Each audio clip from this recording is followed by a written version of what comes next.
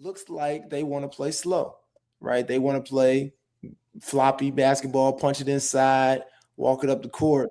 Well, if we get to play our style versus their style, again, we're going to feel really good about having a chance to win the game by just doing what we do. Yeah, wow. Coach, I'll just share something with you, and we talked a little bit about celebrity coaches. I wouldn't consider you a celebrity coach because you've coached before, but you've coached at a higher level. Watching you, hearing you talk, one thing I always tell the guys, it don't matter if you played up on the next level, was you a cerebral player? Yeah. And hear you talk, you were a cerebral player. You want to know everything about the Duke program or wherever that you at. I could just hear it of how you handle yourself and go about it. When did you say that you want to coach? Was it just kind of handed to you, or, oh, well, you're a good player, won't you stay around? Or did you have to finish school? Or you said, this is what I want to be? Yeah, pretty much I said this is what I want to be. I'd already graduated. I was back at Duke. And so once that decision was made, with Coach K and Jeff Capel, I knew what time it was, and I was going to throw myself into it. I think as a player, it's sometimes very tough to turn that page and taking the player's hat off to putting the coach's hat on, right? It's difficult. It's definitely difficult. But, for me, I always just wanted to be a mentor and a leader to these young players and give back to the game this way. I pretty much threw myself right into that.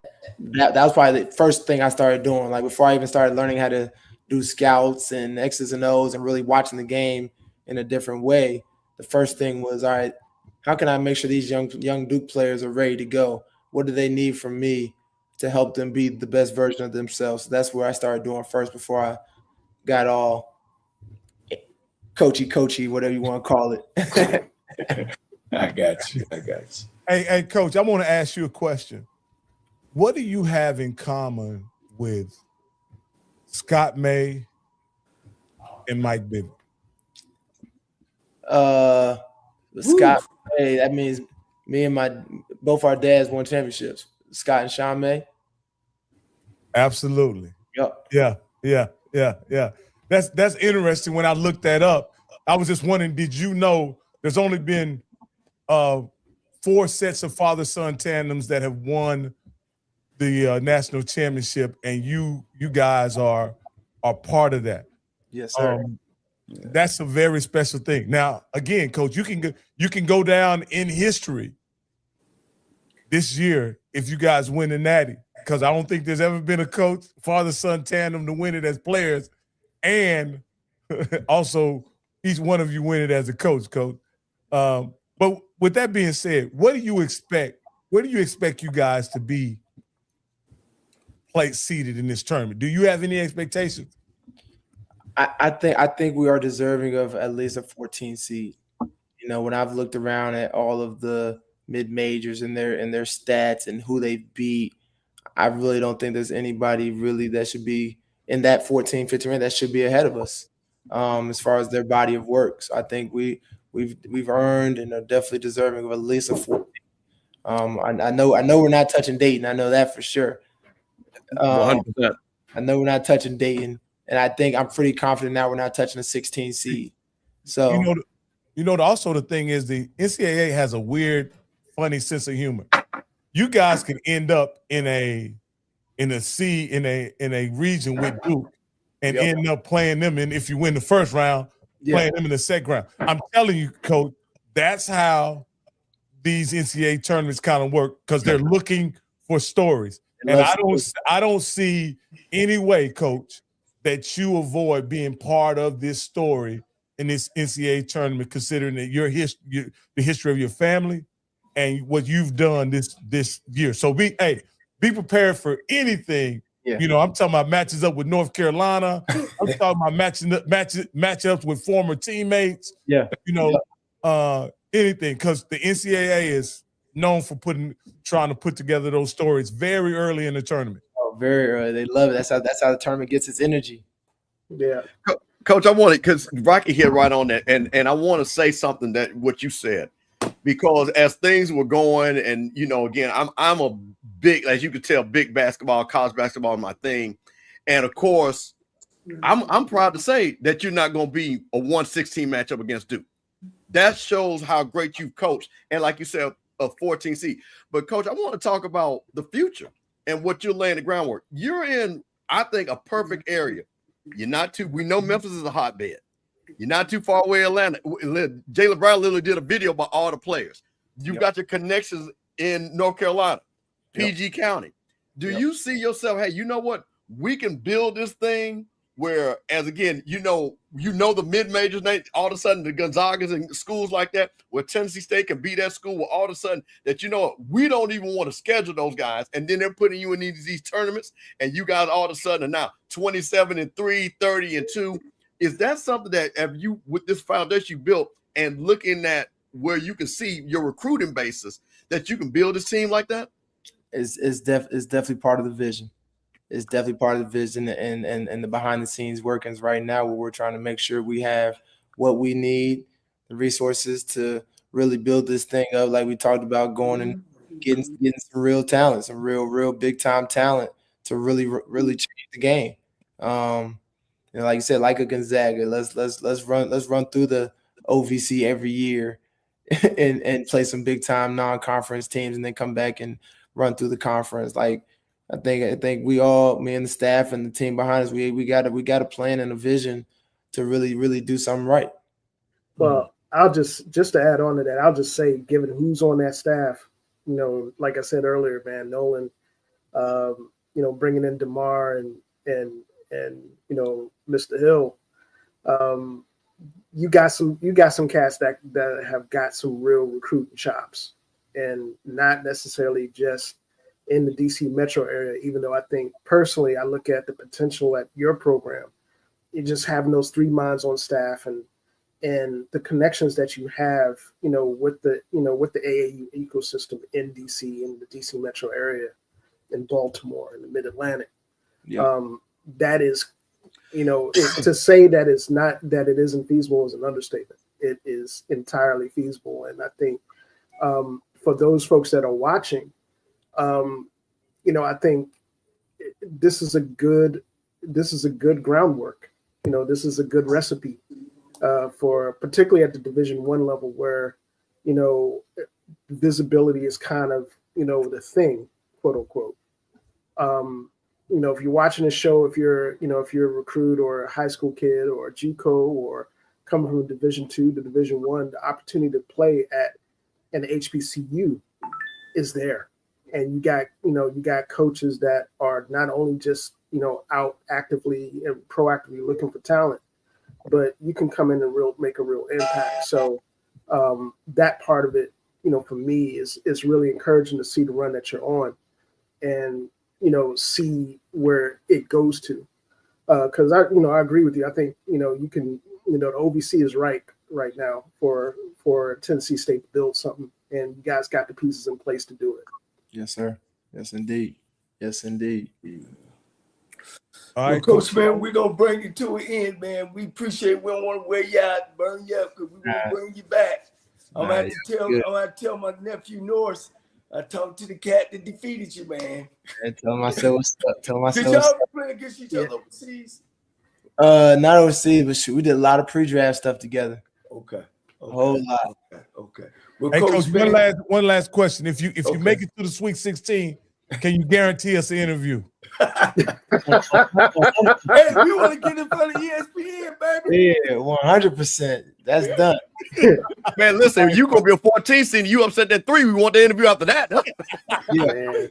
Look, Go take care of that son of yours, We man. do one after each round. Y'all just text me, tell me hop on. I'm there. Hey, yes, sir. Man, thank you so much, man. And you represent Tennessee State so well, and they need a shot at B12 of you coming in. And Coach, you just got that coach's name, Coach Nolan Smith, like Nolan Richardson. It's just the Smith.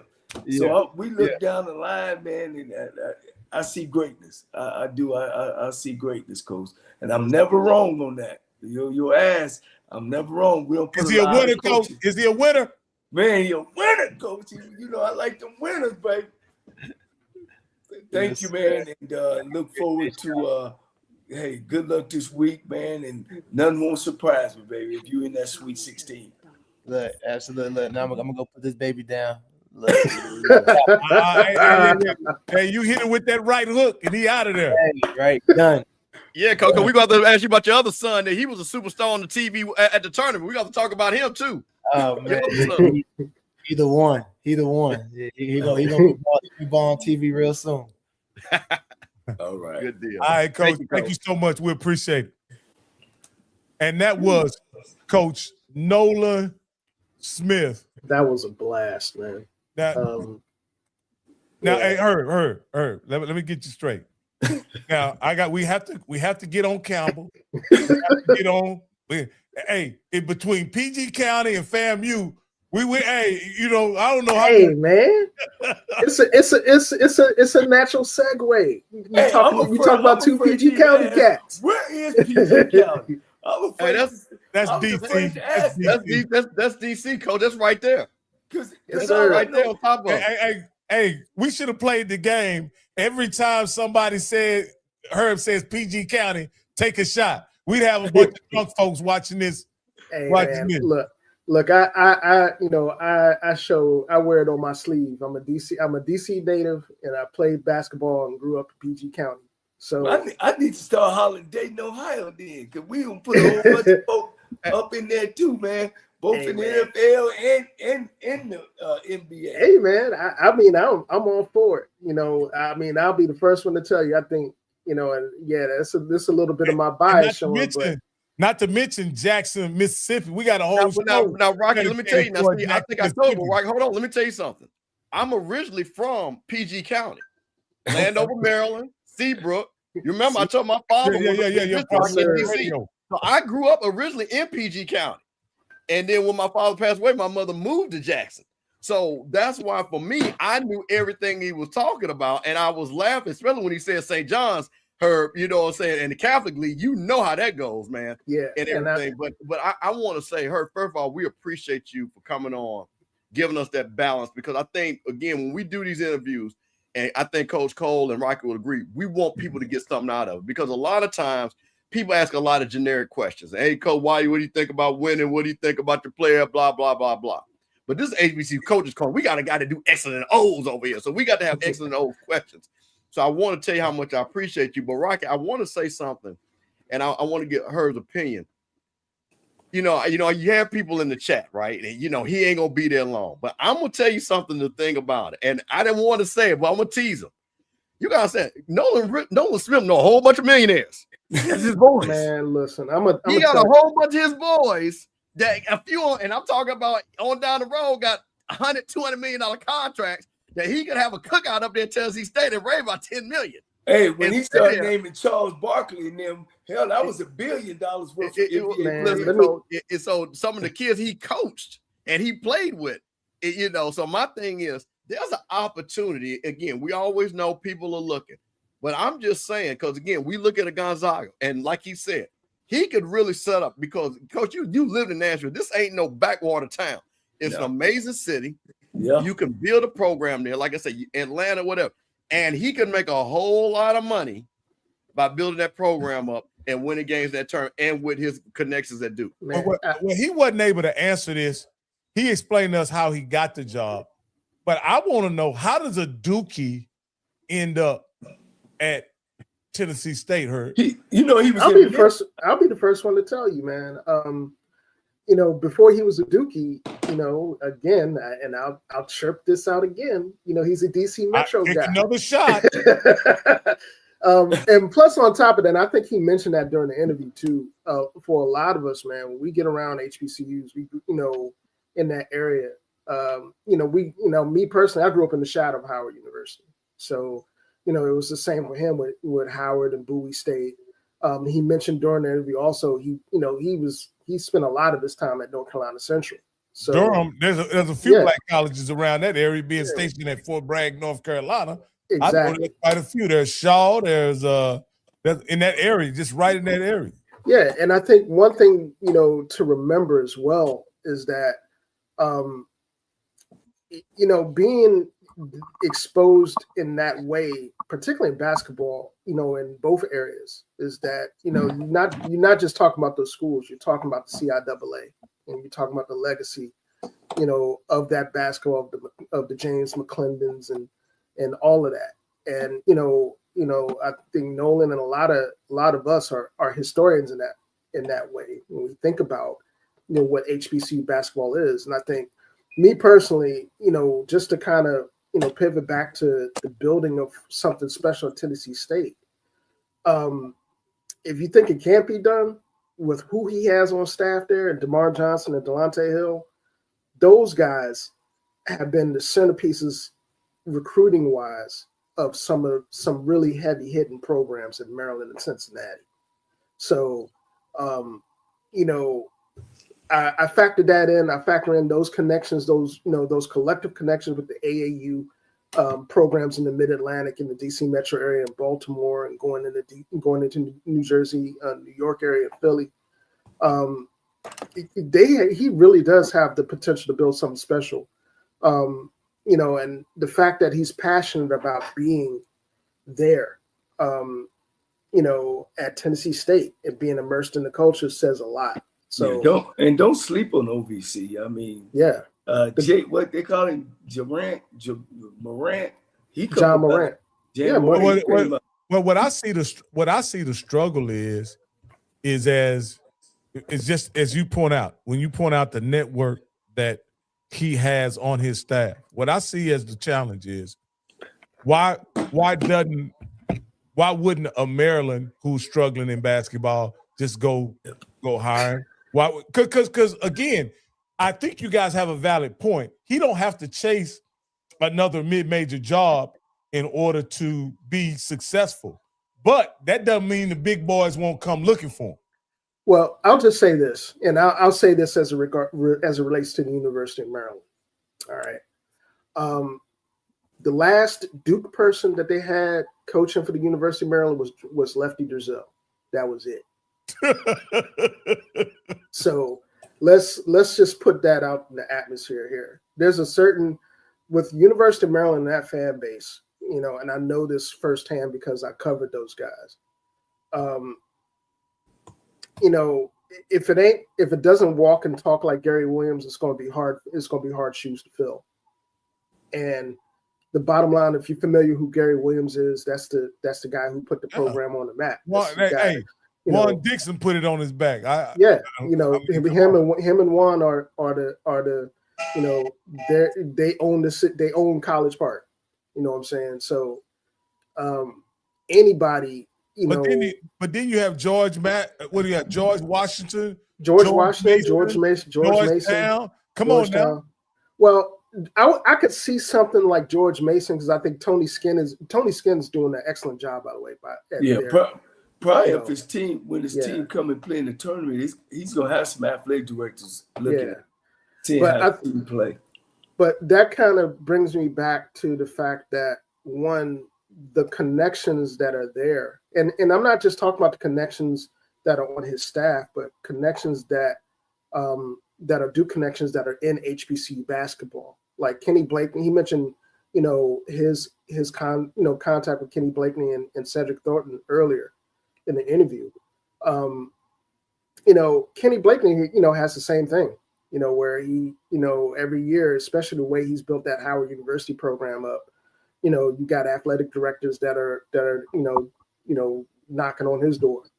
I think, wanting to build something at an HBCU, particularly in the realm of college basketball, where it doesn't take a lot to build, meaning that in comparison to college football, meaning that and you're playing at the highest level. You're playing at the highest level, and the reality is that you have a couple, maybe 2 or 3 really good recruiting cycles. You're cooking. It's not like college football where you have to worry about an immense amount of roster turnover every year, or you have to worry about actual funds impacting who you recruit, where you recruit. The opportunity to be seen, particularly at this level of basketball, is there. And I think the more important thing is that Nolan, in terms of his what's the word I'm looking for? His media, his media existence right now. He doesn't have to jump at the next coaching opportunity. He can, write his own ticket, essentially. He can build something at Tennessee State without, having the pressure of money or having the pressure of, a program coming at him and just dropping the bag and having that loyalty question. Because, it was pretty apparent for me watching that team during the season that he really loves being there. He really loves those kids that he's coaching. And the fact of the matter is, I think he mentioned this in an interview too earlier in the year. He loves being at HBCU. So I think all of those, the bag and the money and the opportunity to coach at another program is always going to be a factor. But I think at the same time, the opportunity to build something pretty unique and leave your stamp is also there. And I think it's really there with Tennessee State with his start. Hey, I just want to give a quick update. The Grambling and Jackson State are 1 point apart. I think it's 64-63. Now Grambling is up now, 65-64. And so it's looked like it's going down to the wire. You may get your dream matchup, Mr. Campbell. After all, no comment. Well, we just update too. I think we got Van Malone, the head coach at Hampton, in our interview line, as well as Reggie Theus, the head basketball coach at Bethune-Cookman. Will you come back, Seward? Herbert, absolutely. Absolutely, man. You guys need me. I got me. I got you. Hey. Now let me ask you this here: why are those? And we got an NBA guy at Tennessee State doing very well. We got an NBA guy at FAMU doing very well, and of course, we got an NBA guy at Bethune-Cookman doing very well. Is there a through line there with the NBA that makes it? I'm just asking her. I'm just asking. I mean, I get the thought process, but I ultimately think that's you rolling the dice sometimes, because everybody that's an NBA guy can't necessarily coach, particularly at the college level. Well, let's just look at 3 of the greats: Magic Johnson, Larry Bird, and Michael Jordan. They were terrible. They were terrible. They didn't coach in HBCU. So. Hey, you can't. You're muted, Campbell. Campbell, you're muted. I can't hear. We can't hear you. Oh, you can't hear me? No, I can't hear. I can't hear you. No, wait a minute. Now, Larry Legend could coach. Larry, he took them to a finals, coach. Yeah. He took Indiana to a finals. Yeah, and to a conference finals. Yeah, a couple conference finals that they lost. So Larry, I'm not gonna let you do Larry. Now, Mike was not the executive that he needed to be. Absolutely. That's why Mike's my guy. Yeah. And Magic, Magic definitely that was not his thing. That was not his thing. But the thing about it, but all 3 of them said the same thing about the players. Like, man, I can't coach these kids. Man, these kids crazy. Because them dudes eat, drink, sleep basketball. No, I just think, matter of fact, the interesting thing, Herb, is all 3 players that we just brought up, they're from different generations of basketball. They're all in separate generations, but yet they're all having some level of success. Can we do this? Mo Williams played, you know what I'm saying? Yeah. At Jackson State. So again, you've had basketball, and I think we also coached in Valley, and you know how that went. Yeah. So the thing about it is, like Herb said, you don't need as many players. You get 2 good players, you can make a run in any tournament. Yeah. In any tournament. They say it's a kid named Bam out of Miami Heat scored 83 tonight. Yeah, Bam out of Bio. Bam out of Bio. But yeah, I think the other thing too, man, and I want to really emphasize this for folks that may not really get some of the differences between basketball recruiting and recruiting for football, is that like Mr. Campbell said, it doesn't take, a full roster turnover to change the fortunes of the program. You could have a really good offseason recruiting cycle. Nolan's a perfect example. What he did in the offseason, he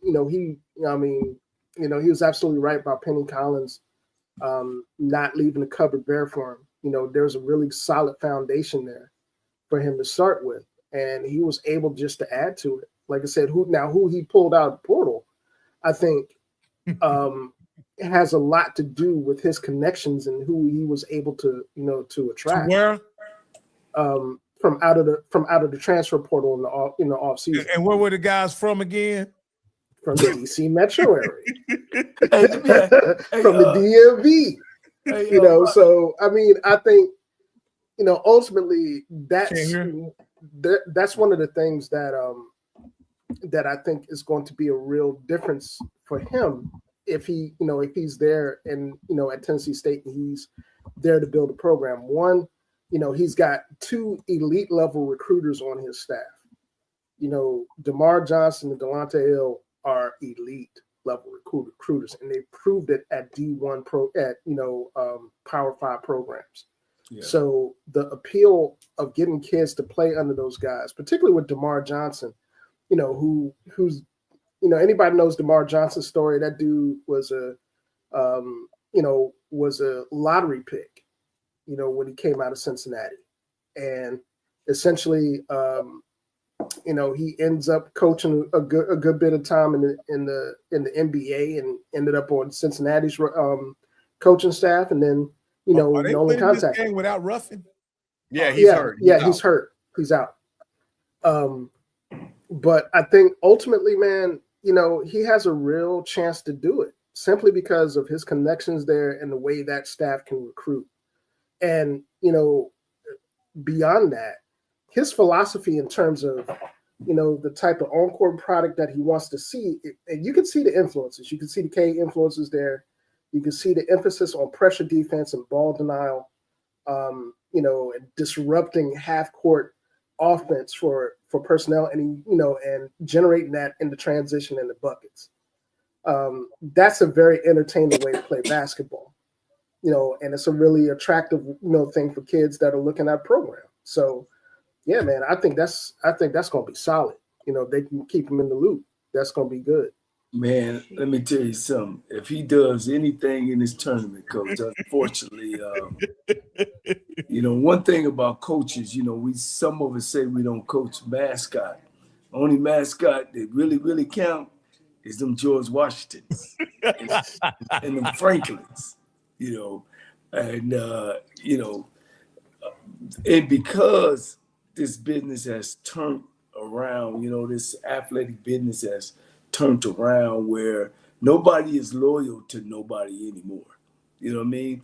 There's no more, I talk with Tremaine about, his future and Tremaine Jackson and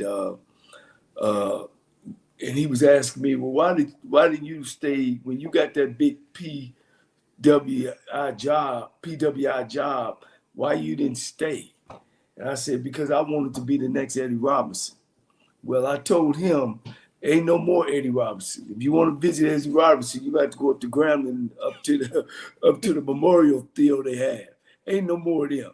You got to go when you got to go, and when you hot, you hot, and when you not, you're not. And that's how sports have turned. And I don't see Nolan staying, but I'm pretty sure if he do, he's gonna be hard to be reckoned with. But after a while, somebody gonna come in there with them Franklins, with Franklin in the car, and I think he's unfortunate. He's got to go though. He's got to go. But let me ask you this, is because I don't know about the landscape of basketball and what the economics are.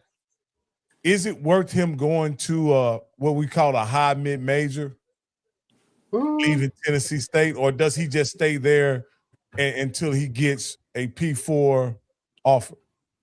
I mean, to be quite honest with you, I think from any coach that transitions to a mid major, coming from where Nolan's come from, and the coaching stock that he comes from,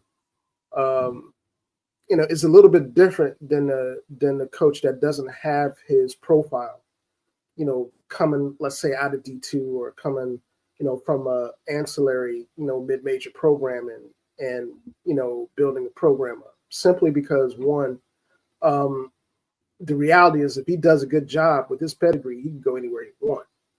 So whether that's, and that's just the nature of being part of that Coach K coaching tree or being. What I'm saying is a school like Murray State, could they offer something that could pull him away from Tennessee State? They're like, in the same conference. I know they're in the same conference, but I'm talking about economically. Not to me, no. I mean, I don't see that. I wouldn't do that. To me, that would be a lateral move. Yeah, Murray State is up in the country too. You got to be going to Murray State to get there. Yeah, and plus on top of that, I think one of the things that people are kind of sleeping on with Tennessee State, and I think it was mentioned earlier during the interview when he was there. Tennessee State is in Nashville.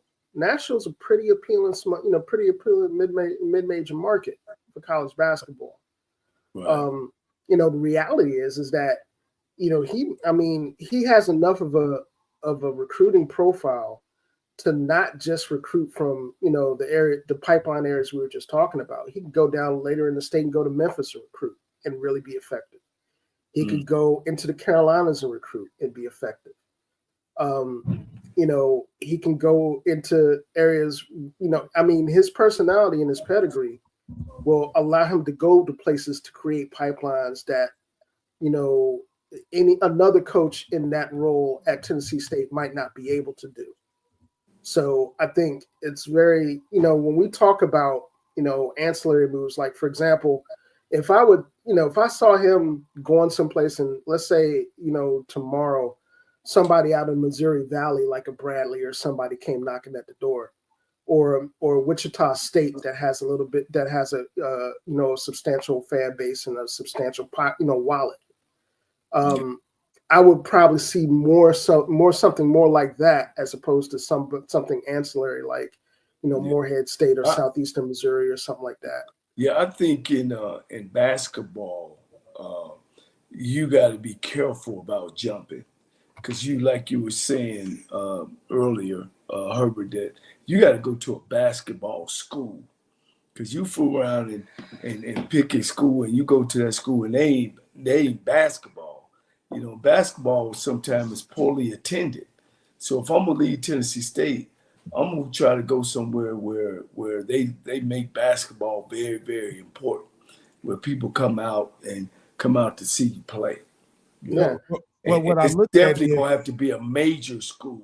Well, see, that's why I look at a guy like Scott Drew at Baylor, who was actually coaching at his alma mater, and for him to leave his alma mater, he had to get a Big 12 job. He had been offered other jobs, right, in order to leave, but he left coming to Baylor. And I'm just saying, should Nolan just sit it out and wait for a big-time job and just build something there at Tennessee State? Or is there mid-major jobs worth going to? That's basically what I'm saying. Well, I'll be honest with you, man. I think it's, there's a lot to be said about building something and refining your craft as a coach.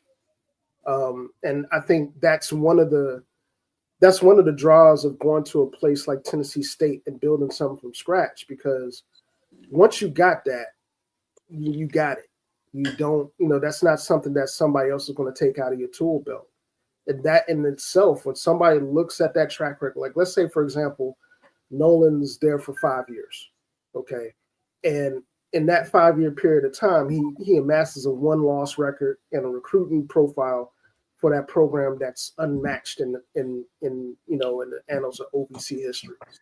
That in itself is going to be a resume builder for any Power 4, Power 5 program that looks at the track record. Because ultimately the track record is in the record. It's in the basketball product that's on the floor and who you recruit and how you win.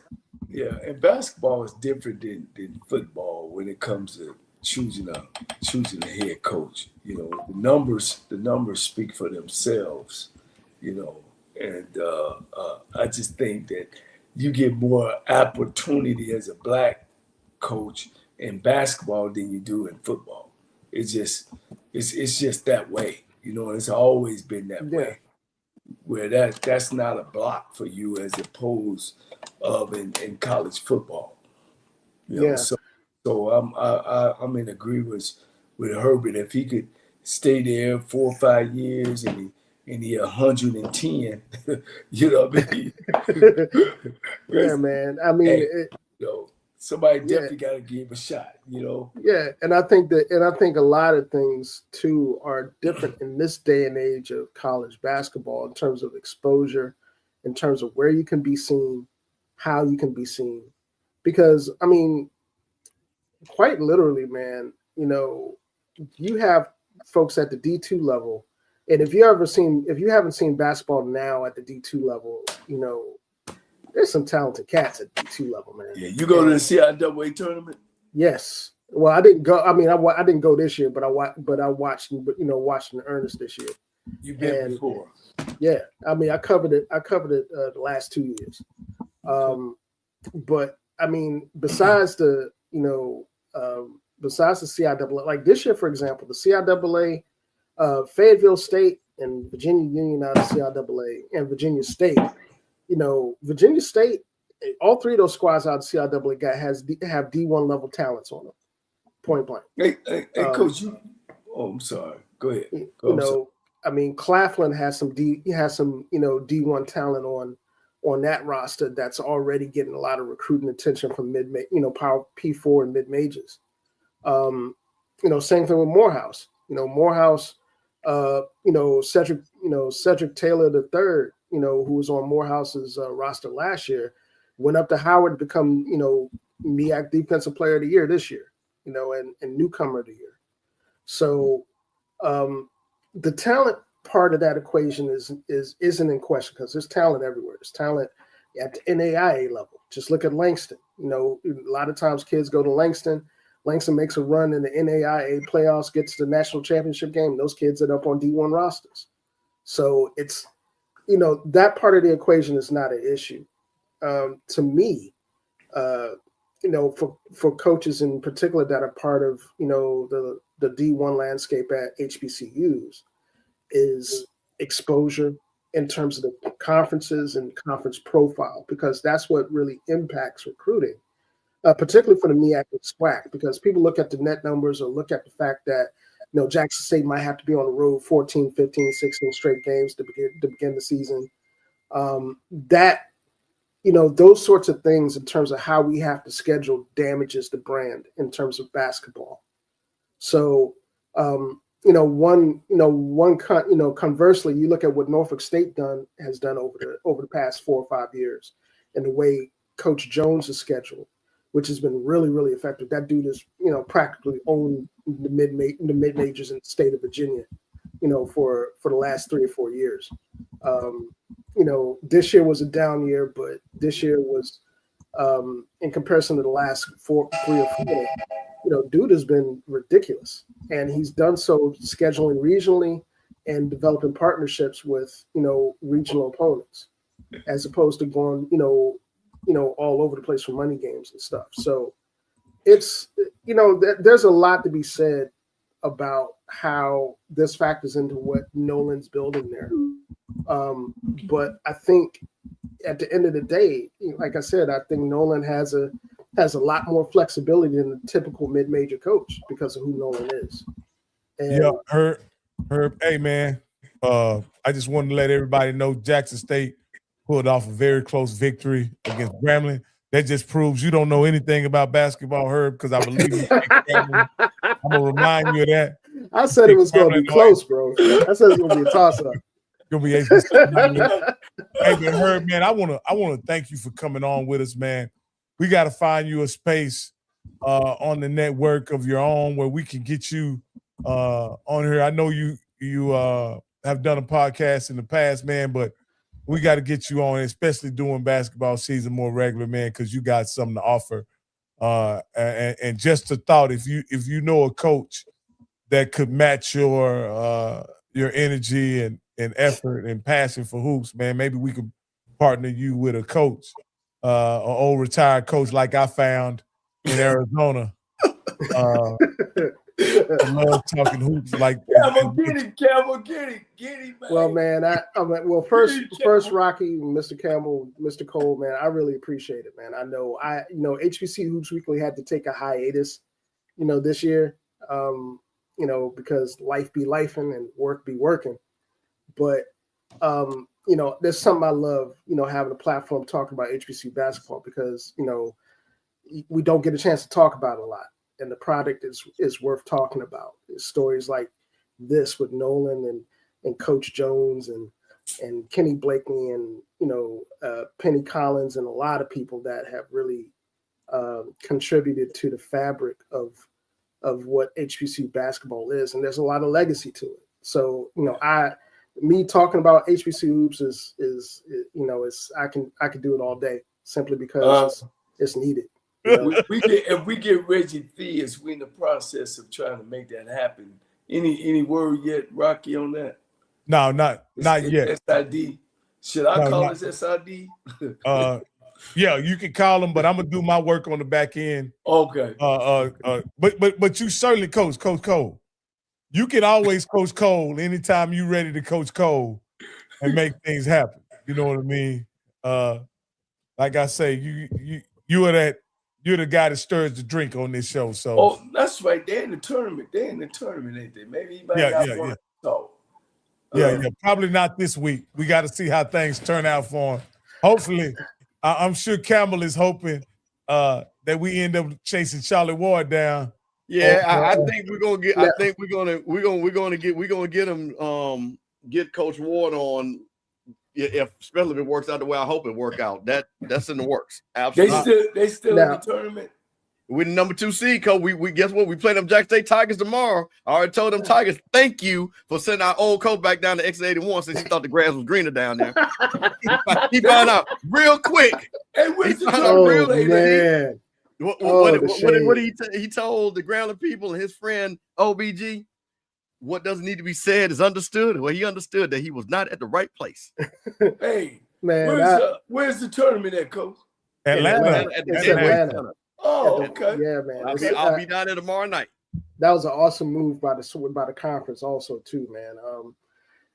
I think. Well, first, again, thank you guys. Thank you, Mr. Campbell, Mr. Cole, Rock. Like I said, call me Coach, man. Coach. Thank you, Coach. Hey, no, where you at? Where are you out of? I'm in DC. I'm out of Waldorf, Maryland. Okay. And like I said, I never turned down opportunities to talk about basketball because besides HBCU marching band, basketball is my first love. So it's like. Now, where'd you go? I went to school at Alabama State. When? Between 1993 and 1997. 93 and 97. Okay. Y'all was getting your ass kicked. Yeah, we were. Yeah, we were getting toast. We were getting faded. So tell them how you really feel, Coach. Hey, Coach, man, that's how we got the job down there. It is what it is. You get faded. You get faded. I mean, but Lou Jack, right? I played against Lou Jack. I thought they had Eddie Robinson and no, that was before her. No, we're talking about basketball, man. Y'all left in 90. That's when they won the national championship. Okay. They really start checking grades and everybody. Oh man. But y'all ain't nothing, boy. Hey, well, you bring that spotlight. You know how when you walk down in the basement and you turn that light on and the roaches just start running. That's my mother-in-law right there. All the way from Cincinnati, Ohio. Miss Julie Cotton. I love you, Miss Jewel. Hey, yo, before you guys close out, man, there's something I wanna convey to the audience. Okay. There's another. I know we talk about the NCAA tournament and the CBI and the NIT, but there's a product, for HBCUs. It's a Black College Invitational Championship that's going to be going down in Atlanta. No, it's going to be at Virginia State University this year, later in March. And my colleague, HBCU Nightly, Joshua Sims, aka the Network Overlord. He's on that committee, and I can't divulge any information yet, but there's going to be some interesting squads that are going to be part of that. When they lock it in, maybe we can bring them on the show and they could talk about the game. I thought you were gonna say maybe we can go down there, but Campbell ain't allowed to go to Virginia. I can listen, bro. Listen, I can go to Virginia. See, you gotta understand something. I know folks in Hampton. I know folks in Norfolk. I don't mess around Virginia State. But look, I know folks in Virginia. Don't play with me, boy. I'm internationally known and locally loved around here. I want to make sure. I'm just messing with you, Campbell. I know. Yeah. Again, we got Bam Malone coming through the pipeline. Reggie Theus, head coach at Bethune-Cookman. Bam Malone, head coach at Hampton. And we're going to go visit Prairie View A&M in April, in mid-April. So we'll be making sure that we keep you guys' attention in some of the big things. And Coach Campbell, I can't say enough about his show on Sunday, right? Sipping on Sunday, man. It's hilarious. He got that guy named Zoe on there. Don't believe nothing Zoe say, because his heart. He thinks and he analyzes with his heart. And Jackson State is always gonna be first in everything. No. But it's a great show, man. And hopefully they invite us, Rock, to come on there one second. Yeah. I done crashed it one time, man. And the folks told me, told me I messed it up and everything, man, hurt my feelings. And I went home, I went and cried, and so I said I ain't gonna get on it no more, because that's a Mississippi thing. The whole state of Mississippi be logged on that show, man. Hey, Herb was on there with us. He came down there. That was straight comedy right there. That was straight comedy that night, man. They was pouring buttermilk over their cornbread and everything, man. You hear me? They were doing all kind of stuff I didn't understand. Hey, man, Rocky, what time that show starts, Coach? 9 p.m. on Sundays, Coach. 9 p.m. We're normally at 9 p.m. on Sundays. Yeah. 9 p.m. Yeah, that's a full day. That's a full work day for you, ain't it, Herb? You got to go over to HBCU Nightly and get cut off pretty regularly, and then.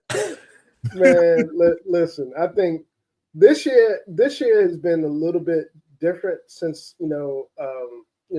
HBCU's Weekly, the podcast, is kind of out of rotation until next season. So having to cram in college basketball, into a football-centric environment has been a challenge, even during basketball season.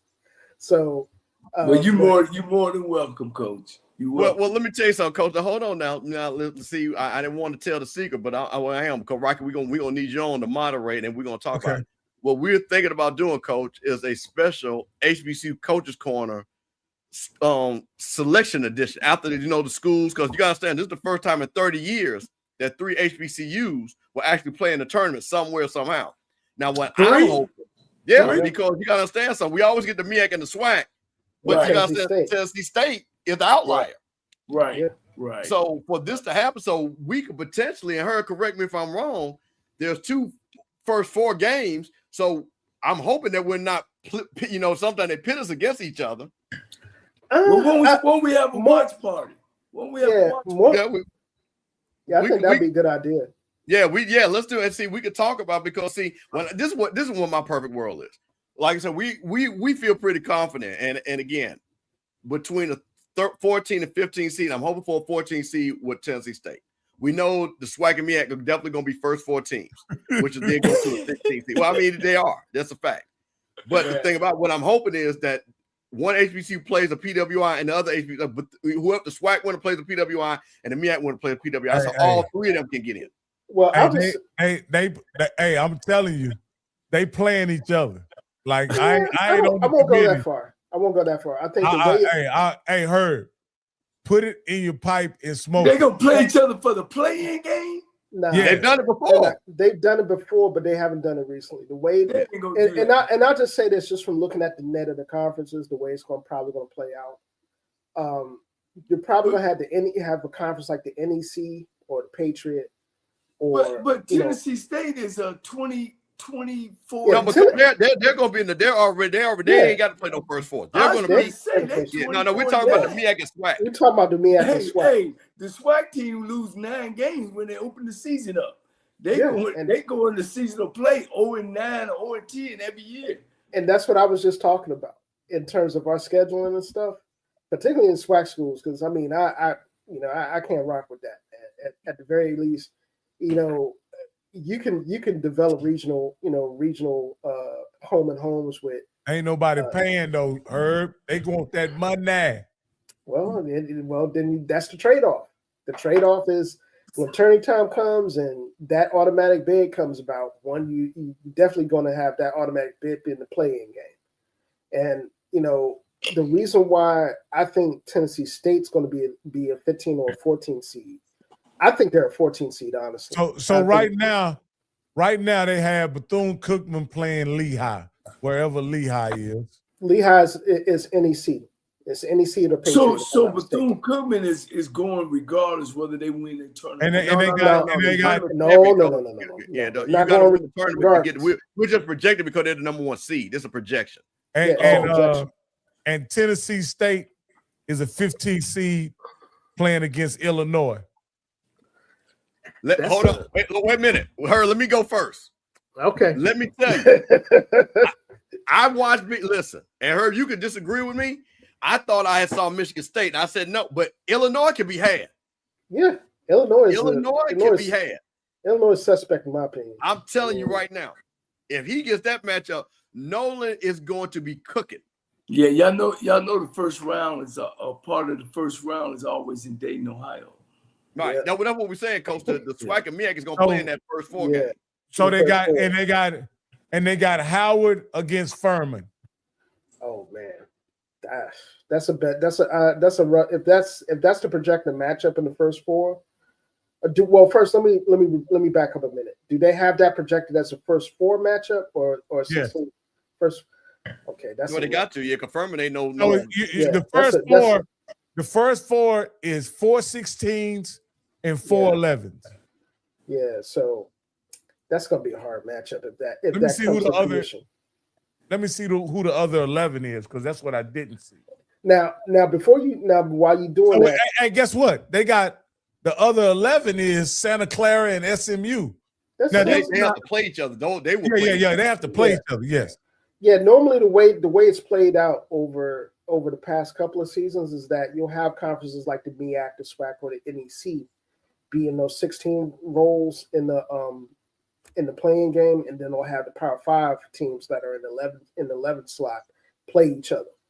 So, I mean, if those play out, and like I said, there's a big if, because championship week has already seen a lot of upsets. Furman being an example. That's funny, sending Tennessee State to St. Louis. I would think they would keep them in the South in Greenville, but that's just me. That's not a big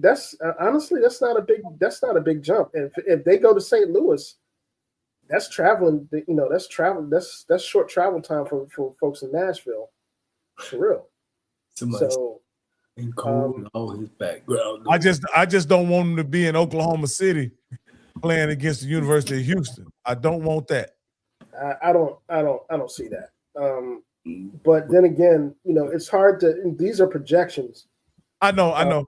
But at the same time, that's one of the reasons why we watch conference week, is to see, whether everything goes chalk in some of these conference tournaments, who gets knocked off, who comes out with the automatic bids, because you might have some squads that come out and really lower the profile of some of these conferences and change the makeup of where the seedings are at. So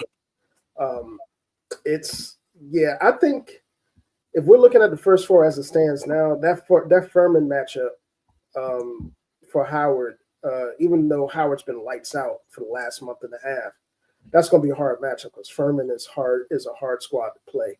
The way they play ball, the system, the way they shoot the ball, and the way they move, and offensively is hard to deal with for anybody. So Well, I mean, we got a dub last year. Alabama State came through in the clutch. So That they did. I don't know who Lehigh is. Lehigh is out of the Patriot League. Lehigh's Pennsylvania in Pennsylvania. Can they be had? From what I've seen of Lehigh, they can. Yeah, they're not. I mean, if they're playing Bethune-Cookman, I think Bethune-Cookman's the better team. They lost 7 games in their conference.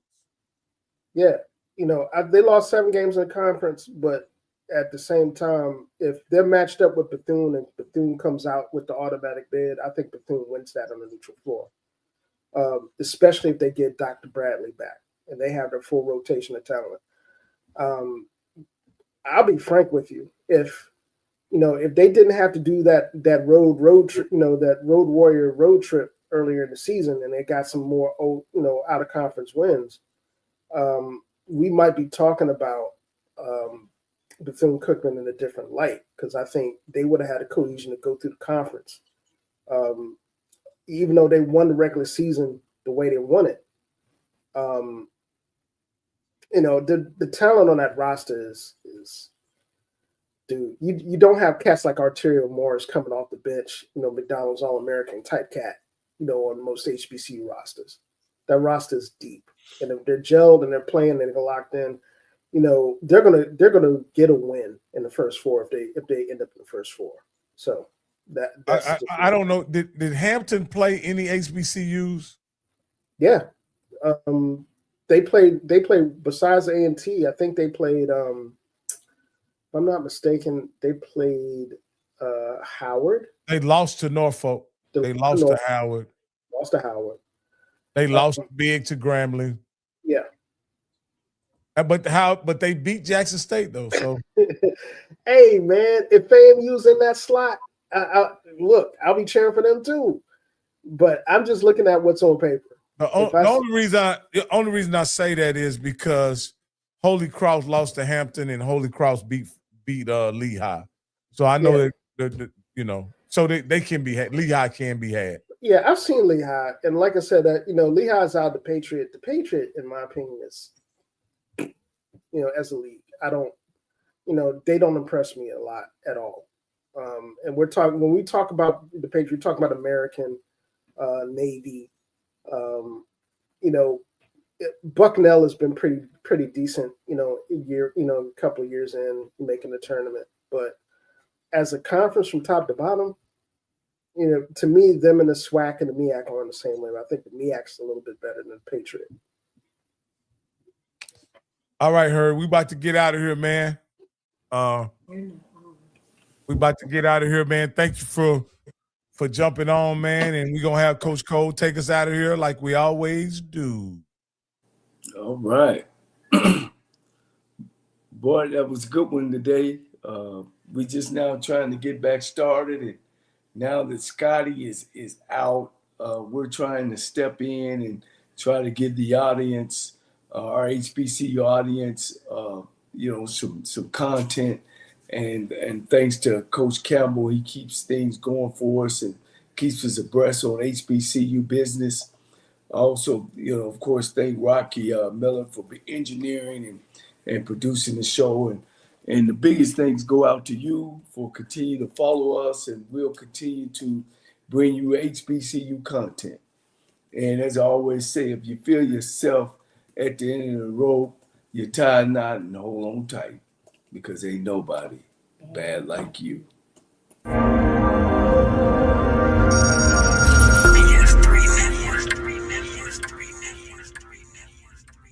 BS3 Network, changing the way you watch TV.